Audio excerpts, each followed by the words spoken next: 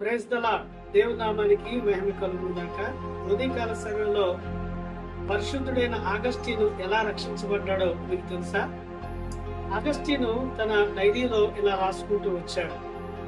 నా తల్లి యొక్క కన్నీటి ప్రార్థన ప్రవాహంలో నేను పరలోకంలోకి కొట్టుకొని వచ్చానని చెప్తూ వచ్చాడు.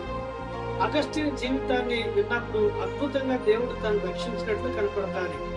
ఆగస్టీను తన తల్లి బ్రతుకున్నంత కాలం తాను యేసు దగ్గరికి రాలేకపోయాడు. ఆగస్టీన్ తన తల్లి బ్రతుకున్నంత కాలం బైబిల్ పట్టుకోలేకపోయాడు. ఆగస్టీన్ తన తల్లి బ్రతుకున్నంత కాలం దేవునికి లోబడని జీవితాన్ని జీవిస్తూ వచ్చాడు. ఆగస్టీన్ తన తల్లి బ్రతుకున్నంత కాలం ఘోరమైన పాపములోను వ్యభిచారములోను తాను జీవిస్తూ వచ్చాడు. ఇలాంటి ఆగస్టీన్ ఎలా రక్షించబడ్డాడు?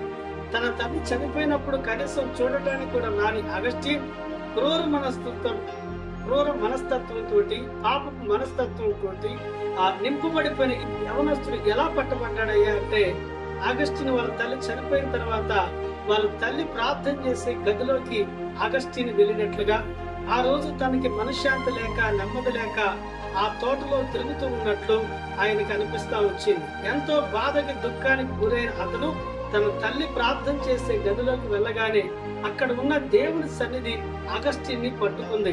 తన తల్లి ఎన్నో సంవత్సరాల నుంచి చేస్తూ వచ్చిన కన్నీటి ప్రార్థన ఆగస్టీన్ ని పట్టుకుంది. అంత మాత్రమే కాదు, తాను తోటలో ప్రార్థన చేస్తూ లేక తాను తోటలో కూర్చున్న సమయంలో దేవుని సన్నిధి తనతో మాట్లాడుతూ రాగా ఆగస్టీన్ తన యవన జీవితాన్ని దేవునికి ఇస్తూ వచ్చాడు. ఆ తర్వాత తన జీవితంలో ఎంతో మంది ఎదురై తనని మరలా పాపంలోకి నెట్టాలని ప్రయత్నం చేసిన ఆగస్టీన్ ఇంకెన్నడూ కూడా పాపిగా మారటానికి ఇష్టపడక తాను పరిశుద్ధులుగా బ్రతుకుతూ క్రైస్తవ లోకానికి ఎన్నో మంచి సేవలని బుక్స్ ను తాను అందిస్తూ వచ్చాడు. కాబట్టి ఈ ఉదయకాల సమయంలో కూడా మన రక్షణ కొరకు ఎంతో మంది ప్రార్థన చేస్తుంటారు. మన రక్షణ కొరకు ఎంతో మంది ప్రయాసపడి ఉంటారు. మన రక్షణ కొరకు ఎంతో మంది కన్నీరు గార్చుంటారు. మన రక్షణ కొరకు ఎంతో మంది సువార్తను అందించుంటారు. కాబట్టి వారి విషయాల్లో కృతజ్ఞత కలిగి మనం బ్రతుకుదాం. అగస్టీని రక్షించిన దేవుడు ఇప్పటికీ కూడా అనేక మంది అగస్టీని ఆయన రక్షిస్తూ వచ్చాడు. సమస్త మహిమ ఘనత ప్రభావాలు దేవుడికి కలుగును గాక.